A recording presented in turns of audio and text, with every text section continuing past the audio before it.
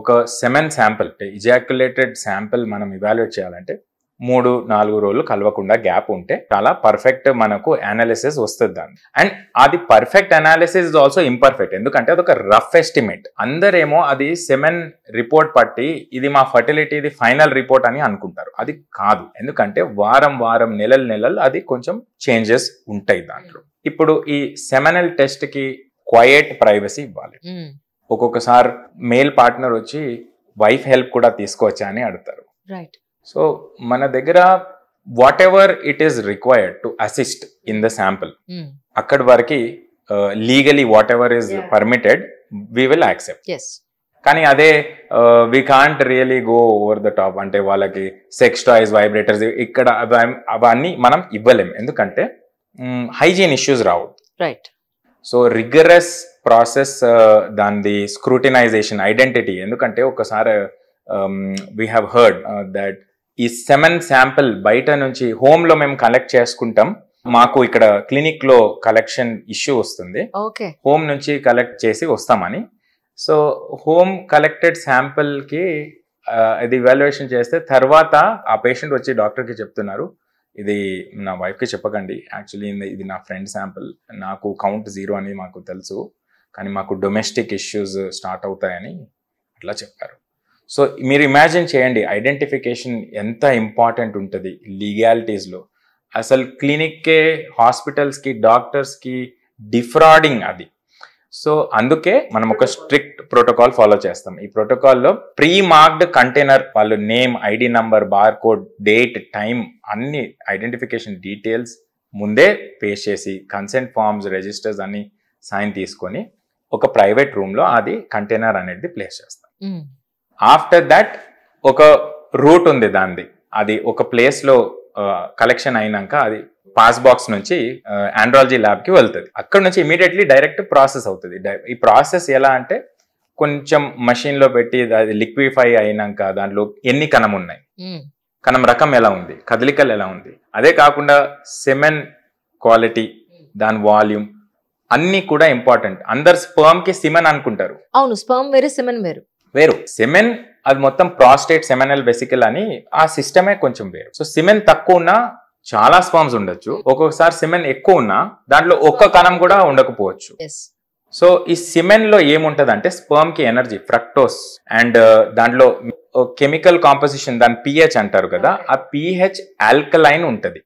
అది ఆల్కలైన్ ఎందుకు ఉందంటే వెజైనాలో ఉన్న యాసిడిక్ pH కి బ్యాలెన్స్ చేయడానికి అది. సో ఒక్కొక్కరికి సెమెన్ వాల్యూమ్ 1-2 డ్రాప్స్ స్పిల్ అయింది అనుకోండి, ఆర్ లేదా వజైనా బయట ఇజాక్యులేట్ అయిపోయింది, మాక్సిమం స్పర్మ్ స్టార్టింగ్ లో ఉంటది, ఫస్ట్ 1 ml లో ఉంటది, లాస్ట్ లో వచ్చిన సెమెనల్ లిక్విడ్ లో కొంచెం స్పర్మ్ కాన్సన్ట్రేషన్ తక్కువ ఉంది.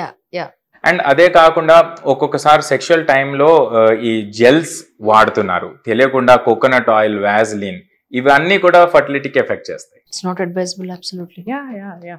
బికాస్ ఎందుకంటే వీటన్నిటిలో చాలా వరకు స్పెర్మిసైడల్ ఏజెంట్స్ ఉంటాయి అన్నమాట. లూబ్రికెంట్స్ కానివ్వండి, జెల్లీస్ కానివ్వండి, మన వెజైనల్ pH తోనే చాలా మటుకి స్పర్మ్స్ చనిపోతాయి కదా. అట్లాంటప్పుడు లూబ్రికెంట్స్ ఇవన్నీ వాడినప్పుడు డెఫినెట్ గా కెమికల్ ఎక్స్పోజర్ తోని ఉండడం వల్ల అసలు పొటెన్సీ అనేది సగం వరకు తగ్గిపోతుంది. సో ఇవి ఇంకా స్విమ్ చేసుకొని పైకి వెళ్ళాలి కదా, ఫస్ట్ స్టేజ్ లోనే వీఆర్ కిల్లింగ్ దెమ్.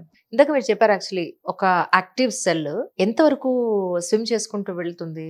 ఒక కణం యాక్చువల్లీ ఫిల్టరేషన్ ప్రాసెస్ బీజం నుంచి దాని ఉత్పత్తి స్టార్ట్ అవ్వగానే స్టార్ట్ అయిపోతుంది ఫిల్టరేషన్ ప్రాసెస్.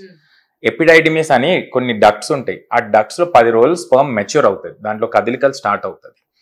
అక్కడ నేచరే, మదర్ నేచర్ దానికి ఫిల్టర్ చేసి ఓన్లీ మంచి ఉన్న స్పర్మ్స్ కి సెండ్ చేస్తుంది. కానీ అదే ఈ ఎపిడైడమిస్ డక్ట్స్ లో మనం ముందు డిస్కస్ చేసుకున్న లాగా ఇన్ఫెక్షన్ వచ్చింది అనుకోండి, డెలికేట్ డక్ట్స్ డ్యామేజ్ అయిందంటే స్పర్మ్ డిఎన్ఏ దాని క్వాలిటీ చాలా వీక్ ఉండొచ్చు. That's what. ఇప్పుడు మీకు అంత క్వాలిటీ ఉన్న ఎగ్ దీన్ని పిక్ చేసుకుంటుంది అని అంటే, మరి ఇప్పుడు వచ్చే ఎన్నో రకాల డిఫెక్ట్స్ ఉన్న బేబీస్ ఎలా పుడుతున్నారు?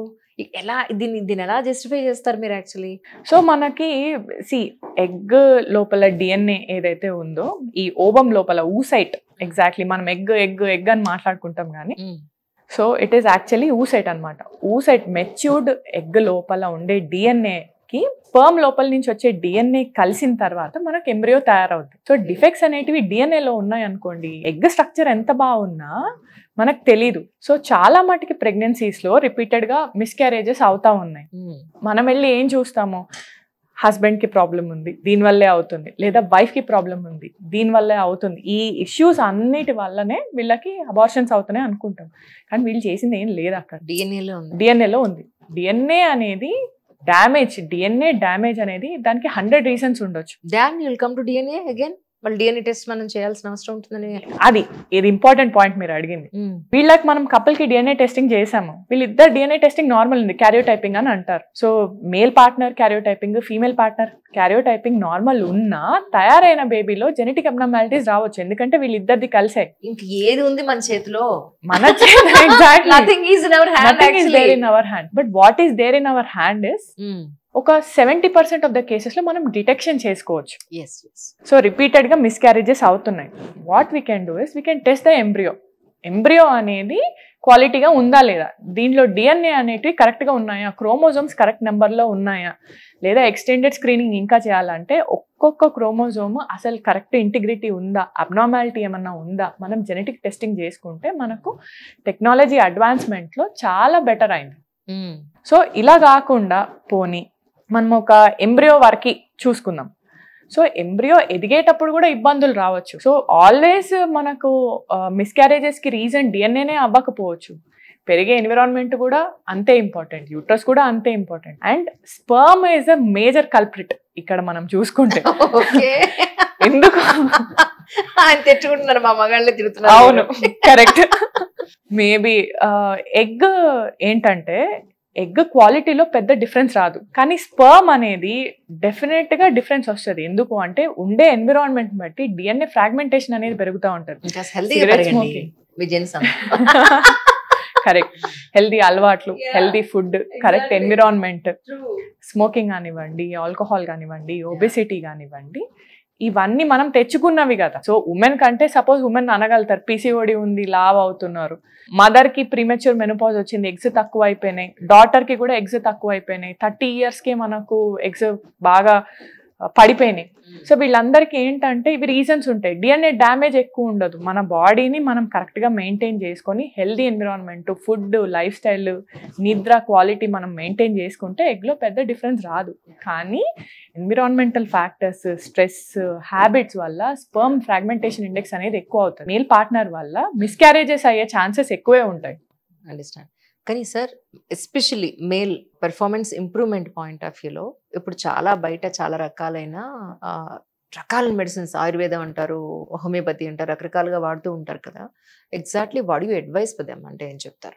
అంటే ఇప్పుడు మెడిసిన్స్ అండ్ డయట్ చాలా వరకు ఇప్పుడు స్పర్మ్ కౌంట్ తక్కువ ఉన్న వాళ్ళు దీనికే ప్రిఫర్ చేస్తారు. అది ఎంత వరకు సివియారిటీ ఉంది, ఏ కారణం వల్ల అసలు అది తగ్గింది, ఇక్కడ పేషెంట్ చెప్పనికి కూడా కొంచెం కష్టం, ఎందుకంటే 50% కారణం ఉండకుండా ఉంటది ఇడియోపతిక్. సో హియర్ మెడిసిన్స్ మనం వచ్చేసి వెస్టర్న్ మెడిసిన్స్ ఉన్నాయి, దట్ ఈస్ అప్రూవ్డ్ మెడిసిన్స్, అది ట్రయల్స్ అయినాక, స్టడీస్ అయినాక మార్కెట్ లో వస్తాయి. దీనికి మనం ఇంజెక్షన్స్ ఉన్నాయి, టాబ్లెట్స్ ఉంటాయి. టాబ్లెట్స్ వాడితే 10-12 వారాలు కనీసం వాడాలి, ఎందుకంటే స్పర్మ్ ఉత్పత్తి అవనీకే 10 వారాలు టైం పడుతుంది. సో మనకు మినిమం డిఫరెన్స్ ఇంప్రూవ్మెంట్ కనిపించాలంటే 3 నెలలు టాబ్లెట్స్ వాడాలి, ఒక్కొక్కసారి 6 నెలల వరకు కూడా వాడి చూడొచ్చు. కానీ అది స్పెసిఫిక్లీ మనం ఇంప్రూవ్మెంట్ ఉండే అవకాశాలు ఎంత ఉన్నాయి, ఫిజికలీ ఇవాల్యుయేషన్ చేసినాక, అల్ట్రాసౌండ్ చేసిన తర్వాత, అండ్ ఇప్పుడు కొత్త మొడాలిటీ వచ్చింది మైక్రో అల్ట్రాసౌండ్ అని. ఈ మైక్రో అల్ట్రాసౌండ్ ఏం చేస్తుంది, స్పర్మ్ ఉత్పత్తి సరిగ్గా జరుగుతుందా లేదా అది ఇంకా కొంచెం యాక్యురసీ తోటి డిటెక్ట్ చేస్తుంది. ఇది ప్రతి ఒక్క సెంటర్లో ఈ మైక్రో అల్ట్రాసౌండ్ అనేది ఉండదు. So micro ultrasound 29 megahertz the frequency దాన్ని. మన నార్మల్ డయాగ్నోస్టిక్స్ లో వెళ్ళి చేయించుకుంటున్న అల్ట్రాసౌండ్ అది ఓన్లీ 7 మెగాహెర్ట్స్, 5 మెగాహెర్ట్స్. సో మీరు ఎంత అది మైక్రోస్కోపిక్ రెజల్యూషన్ ఉంటుంది మీరు ఆలోచించండి. దానిలో ఉన్న ప్రతి ఒక్క ట్యూబ్యూల్ దాని అపియరెన్స్ ఎలా ఉంది, ఫైబ్రోసిస్ ఎంత ఉంది, అసలు క్లియర్ పిక్చర్, చాలా clear, high resolution, ultra high resolution. And moving forward మనకు టెక్నాలజీ ఎలా అడ్వాన్స్ అవుతుంది అంటే రీజనరేటివ్ మెడిసిన్ అని వస్తుంది. కణం ఉత్పత్తి అసలు లేకున్నా కూడా స్టెమ్ సెల్ ఇంజెక్షన్ చేసి న్యూ స్పర్మ్స్ ప్రొడక్షన్ కొత్తగా అసలు డ్యామేజ్ టెస్టిస్లో కూడా స్పర్మ్ ప్రొడక్షన్ వరకు, కానీ అది అప్రూవ్ అయ్యేసరికి 10-15 సంవత్సరాలు అవ్వచ్చు.